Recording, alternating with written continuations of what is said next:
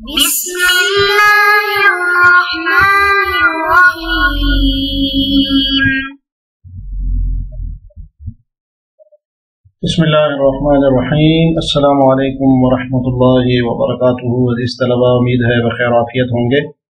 تفسیر جلالین سورۃ المائدہ سبق نمبر 250 کے ساتھ آپ کے سامنے حاضر ہیں. عزیز طلباء، آج کا سبق انشاءاللہ قال اللہ ھذا یوم ينفع الصادقین سے لے کر آیت نمبر 120 علی کل شیء قدیر تک ہوگا، اور آج الحمدللہ ہماری سورۃ المائدہ کا بھی اختتام ہو جائے گا.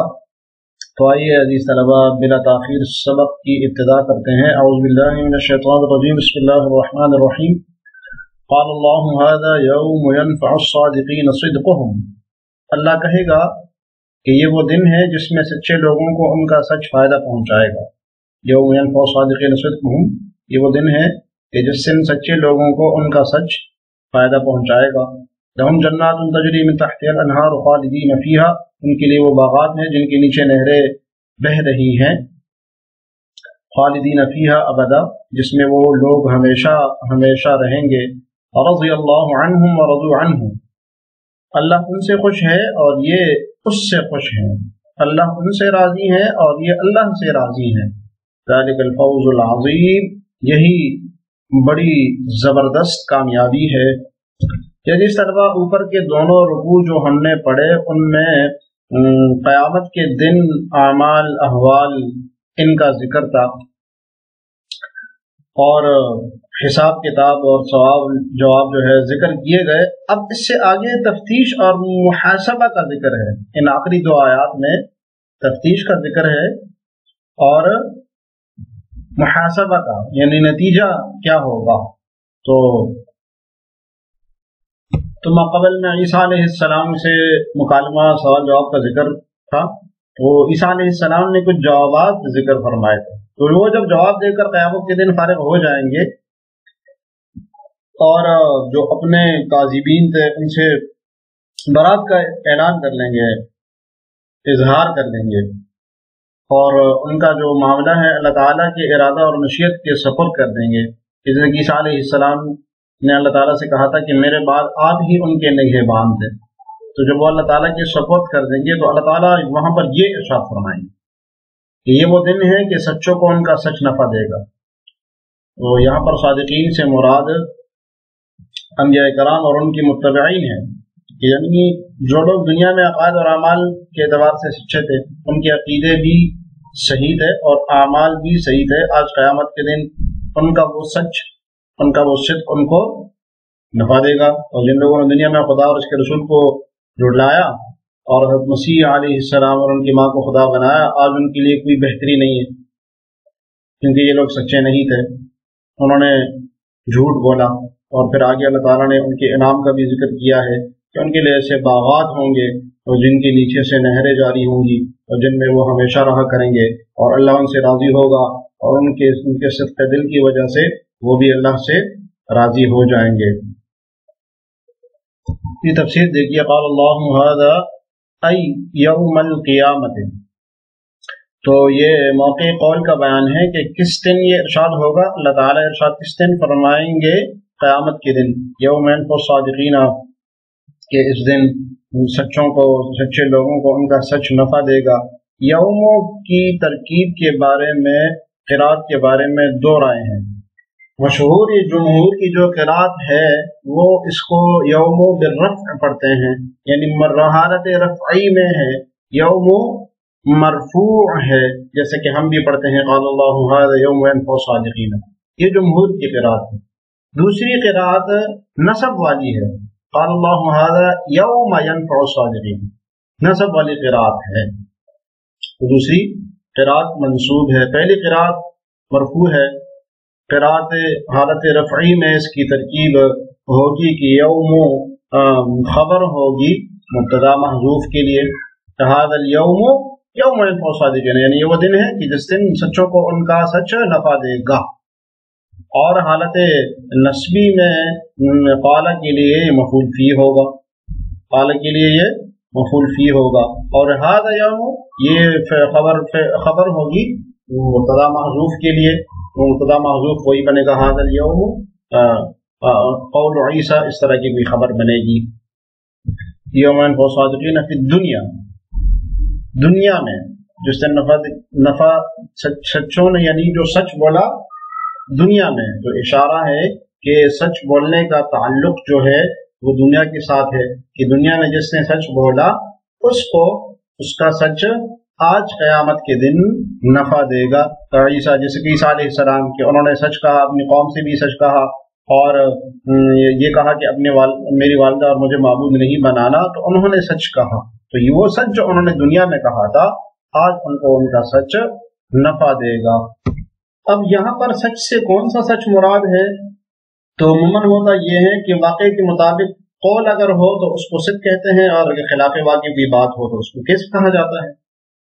لیکن قرآن و سنت سے معلوم ہوتا ہے کہ یہاں پر صدق و کذب عام ہے، یعنی چاہے سچا وہ قول کے اعتبار سے تھا کہ اس نے سچ کہا یا عمل کے اعتبار سے تھا، دونوں مراد ہیں. یہاں پر عملی صدق بھی مراد ہے اور قولی صدق بھی مراد ہے.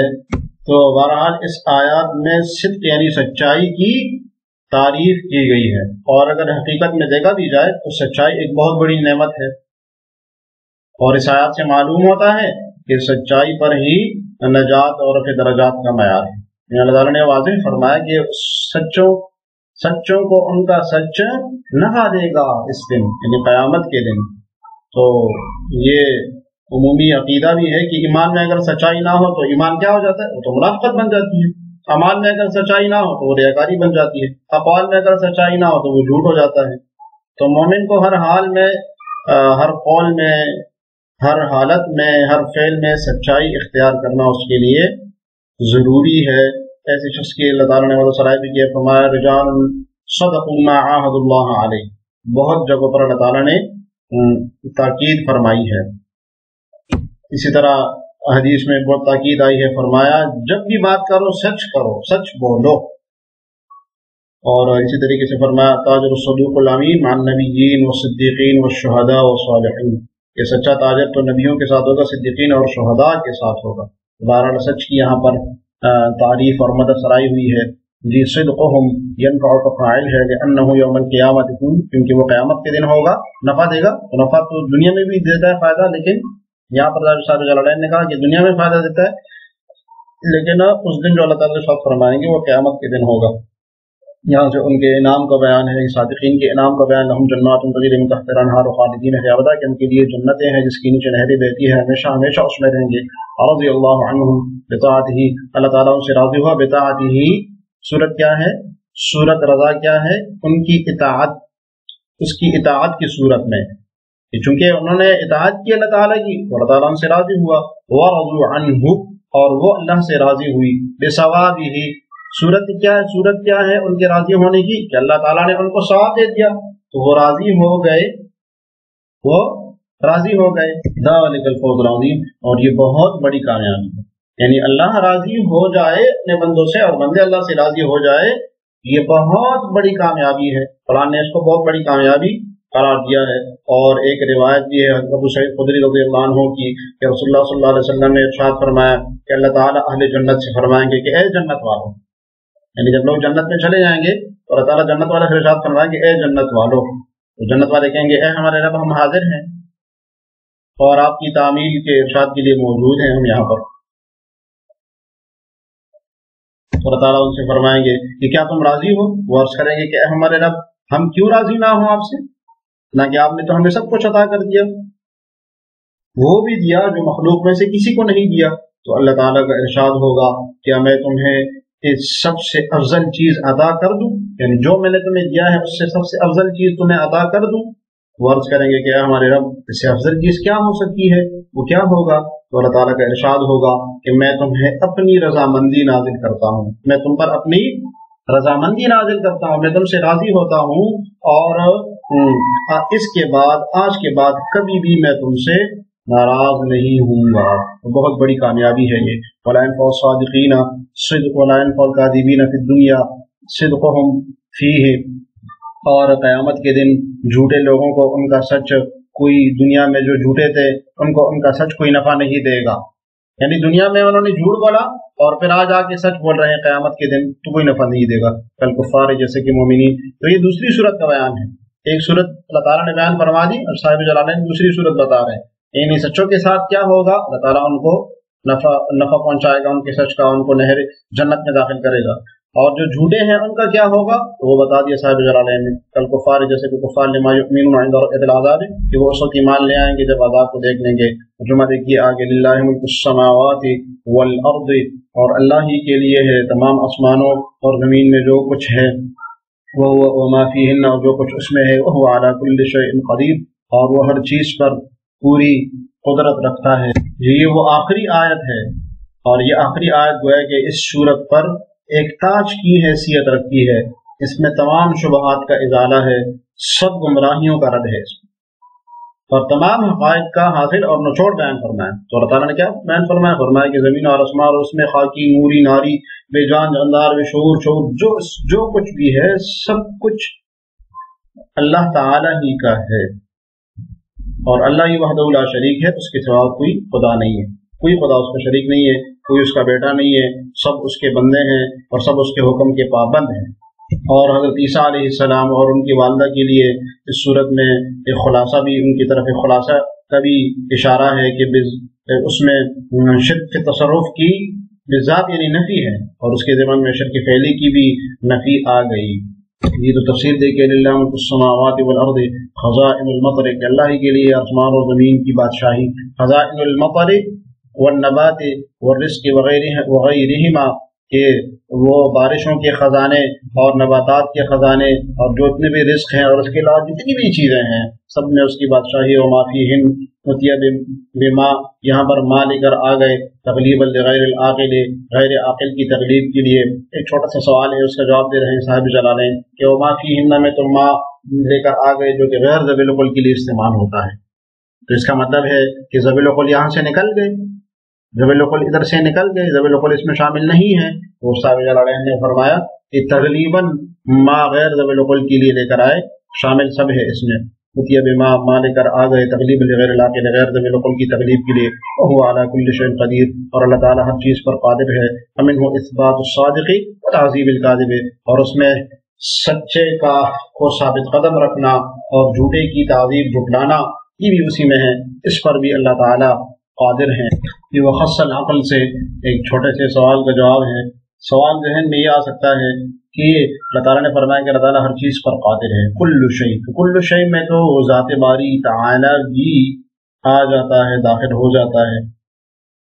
تو اور اگر داخل نہ مانے تو اللہ تعالیٰ کے لا شیء ہونا لازم آتا ہے, جو کہ بظاہر صحیح عقیدہ نہیں, یعنی باطل عقیدہ ہے کہ اللہ تعالیٰ کو لا شیء مانا جائے.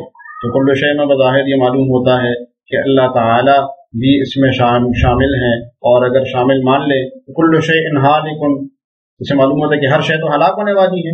اس کا جواب صاحب جلالین دے رہے ہیں کہ اللہ تعالیٰ کل شیء میں شامل تو ہے مگر دیگر اشیاء کی مانند نہیں. لہذا عقل نے, ہماری عقل نے ذاتی باری تعالیٰ کو اشیاء سے خاص کر دیا کہ اللہ تعالیٰ ہر چیز پر قادر تو ہے الا ذاتہ, سوائے اپنے ذات کے. تو اس کا جواب دیا وخص العقل ذاتہ تعالیٰ, کہ عقل نے خاص کر دیا ذاتی باری تعالیٰ کو اس عالیہ بقادر کہ اپنی ذات پر قادر نہیں ہے. یہ عزیز طلبہ آج کا سبق امید ہے آپ کو سمجھ میں آیا ہوگا. آج کا سبق سے متعلق سوال بھی سن لیجئے کہ مذکورہ آیت میں یوم ينفع الصادقین میں اللہ تعالیٰ نے کس چیز کی تعریف کی ہے. تو جواب ضرور لکھیے گا.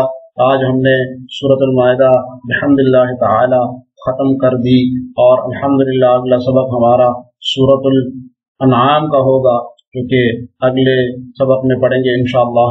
قال اللہ ھذا یوم ينفع الصادقین سے لے کر وهو على كل شيء قدیر تک آج کا ہمارا سبق تھا. دعا ہے کہ اللہ تعالیٰ ہمیں تفسیر جلالین پڑھنے سمجھنے اور اس پر عمل کرنے کی توفیق عطا فرمائے. السلام علیکم ورحمۃ اللہ وبرکاتہ.